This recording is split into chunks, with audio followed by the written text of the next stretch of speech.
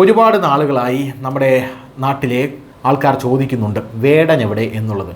വേടൻ എന്ന് പറയുന്ന ഹിരൺ ദാസ് മുരളി, ഈ ഹിരൺ ദാസ് മുരളിയെക്കുറിച്ച് ഇല്ലാത്ത ആരോപണങ്ങളൊന്നുമില്ല. കള്ള് പ്രൊമോട്ട് ചെയ്യുന്നു, കഞ്ചാവ് ഉപയോഗിക്കുന്നു, പുലിനഖം കയ്യിൽ വയ്ക്കുന്നു, സ്ത്രീകളെ തങ്ങളുടെ വലയിൽ ഇൻസ്റ്റാഗ്രാമിലൂടെ വീഴ്ത്തി ബലാത്സംഗം ചെയ്യുന്നു എന്നുള്ളതൊക്കെ ഇയാൾക്കെതിരെയുള്ള വലിയ ആരോപണങ്ങളാണ്. പക്ഷേ ഇയാളുടെ അന്ധമായി ഇയാളെ ആരാധിക്കുന്ന ഫാൻസ് ഇയാളെ വലിയ രീതിയിലുള്ള പ്രൊമോഷൻ നൽകി മുന്നിലേക്ക് നിർത്തുന്നു എന്നുള്ളതാണ് പ്രധാനപ്പെട്ട ഒരു കാര്യമെന്ന് പറയുന്നത്.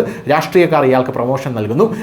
ബലാത്സംഗം ചെയ്യുന്ന ഒരു വ്യക്തിയായിരുന്നിട്ടും, കഞ്ചാവ് കയ്യിൽ നിന്ന് പിടിച്ച ഒരു വ്യക്തിയായിരുന്നിട്ടും സർക്കാർ ഇയാൾക്ക് വേദികൾ ഒരുക്കി കൊടുക്കുന്ന ഒരു കാഴ്ചയും നമുക്ക് കാണാനായിട്ട് സാധിക്കുന്നു.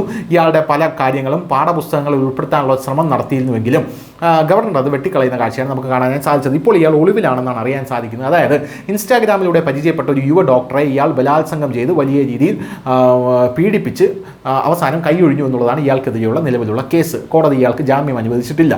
അപ്പോൾ ഒരു ചോദ്യം വരും, ഈ വിവാഹ വാഗ്ദാനം നൽകിയുള്ള പീഡനം അത് എങ്ങനെയാണ് പീഡനമാകുന്നത്? അതായത് രണ്ടുപേർ വിവാഹത്തിൽ ഏർപ്പെടാമെന്ന് പറയുന്നു, അങ്ങനെ ഏർപ്പെട്ട് കഴിഞ്ഞ ശേഷം ലൈംഗിക ബന്ധത്തിൽ ഏർപ്പെടുന്നു. അങ്ങനെ ലൈംഗിക ബന്ധത്തിൽ ഏർപ്പെടുന്നത് രണ്ടുപേരുടെയും സമ്മതത്തോടു കൂടിയാണ്. അങ്ങനെ സമ്മതത്തോടു കൂടി ലൈംഗിക ബന്ധത്തിൽ ഏർപ്പെട്ട് കഴിഞ്ഞ് സ്ത്രീ കൊണ്ട് കല്യാണം കഴിച്ചില്ലെങ്കിൽ പീഡന കേസ് കൊടുക്കുന്നത് എന്തൊരു അധാർമികതയാണ് എന്ന് പല ആൾക്കാരും ചോദിക്കുന്നുണ്ടായിരുന്നു. എന്തായാലും ഇപ്പോൾ വേടൻ്റെ കേസ് ഇവിടെ നിൽക്കുന്നത് കൊണ്ട് തന്നെയാണ് ഈ വാർത്ത എടുക്കുന്നത്. അതായത് ഈ വിവാഹ വാഗ്ദാനം നൽകി ലൈംഗിക ബന്ധത്തിൽ ഏർപ്പെടുന്നത് ബലാത്സംഗമായി കണക്കാക്കുമെന്ന് ഡൽഹി ഹൈക്കോടതിയുടെ സുപ്രധാനമായിട്ടുള്ളൊരു വിധി ഇപ്പോൾ പുറത്തു വന്നിരിക്കുകയാണ്. എന്തായാലും ഇനി ഏതേതോ കഥകളിലെ വേടന് അലഞ്ഞു തിരിയേണ്ടി വരും എന്ന് തന്നെയാണ് നമുക്ക് പറയാനുള്ളത്. ഡൽഹി ഹൈക്കോടതി അടുത്തിടെ പുറപ്പെടുവിച്ചൊരു സുപ്രധാന ഒരു വിധിയാണ്. അതിൽ വിവാഹം സാധ്യമല്ലെന്ന് ഒരാൾക്ക് തുടക്കം മുതൽ തന്നെ അറിയാമായിരുന്നിട്ടും തെറ്റായ വാഗ്ദാനങ്ങൾ നൽകി ഒരു സ്ത്രീയുമായി ശാരീരിക ബന്ധത്തിൽ ഏർപ്പെടുന്നത് ബലാത്സംഗ കുറ്റകൃത്യമായി കണക്കാക്കുമെന്ന് പ്രസ്താവിച്ചിട്ടുണ്ട്. അതാണ് പോയിന്റ്. അതായത് ഒരു സ്ത്രീയെ വിവാഹ വാഗ്ദാനം കൊടുക്കുമ്പോൾ ഈ സ്ത്രീയെ ഞാൻ വിവാഹം കഴിക്കില്ല എന്ന് അയാൾക്ക് കൃത്യമായി അറിയാം. അത് വഞ്ചനയാണ്. പക്ഷേ ആ സ്ത്രീ വിശ്വസിക്കുന്നു ഇയാൾ എന്നെ വിവാഹം കഴിക്കുമെന്ന്. എന്നിട്ട് ആ സ്ത്രീയെ ശാരീരികമായി ഉപയോഗിക്കുന്നു. അതിനുശേഷം ഓരോ ഇടക്ക് മടക്ക് ന്യായങ്ങൾ പറഞ്ഞ് ആ സ്ത്രീയെ കൈയൊഴിയുന്നു. അതായത് വേടൻ ആ സ്ത്രീയുടെ അടുത്ത് പോയപ്പോൾ വേടന് കൃത്യമായി അറിയാമായിരുന്നു ഈ സ്ത്രീയെ എനിക്ക് വിവാഹം കഴിക്കാൻ പറ്റില്ല, അല്ലെങ്കിൽ ഇവളിൽ നിന്ന് എനിക്ക് ആവശ്യമുള്ളത് ലൈംഗിക സുഖം മാത്രമാണ്.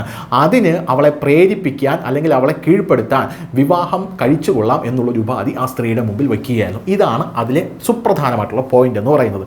എന്തായാലും ഗുരുതരമായിട്ടുള്ള കുറ്റകൃത്യമായി ഇതിനെ കണക്കാക്കുമെന്നും 10 വർഷം തടവോ ജീവപര്യന്തം തടവും പിഴയും ലഭിക്കുമെന്നുള്ളതാണ് മനസ്സിലാവുന്നത്. അപൂർവം ചില കേസുകളിൽ വധശിക്ഷയും ലഭിക്കാൻ സാധ്യതയുണ്ട് എന്നാണ് ഇപ്പോൾ കോടതി പറഞ്ഞിരിക്കുന്നത്. ഇപ്പോൾ ഇതാ വരുന്ന മറ്റൊരു സുപ്രധാനമായിട്ടുള്ള ഒരു നിരീക്ഷണം എന്ന് പറയുന്നത്, ശാരീരിക ബന്ധങ്ങൾ മുതലെടുക്കാൻ വേണ്ടി മാത്രം വിവാഹ വാഗ്ദാനം നൽകുമെന്ന് തെറ്റായി വാഗ്ദാനം ചെയ്യുന്നത്, അത് നിറവേറ്റാൻ ഉദ്ദേശമില്ലാതെ ചെയ്യുന്നത് നിയമപ്രകാരം ബലാത്സംഗ വിഭാഗത്തിൽപ്പെടുമെന്ന് ജസ്റ്റിസ് സ്വർണ്ണകാന്ത് ശർമ്മയുടെ ബെഞ്ചാണ് വ്യക്തമാക്കിയിരിക്കുന്നത്.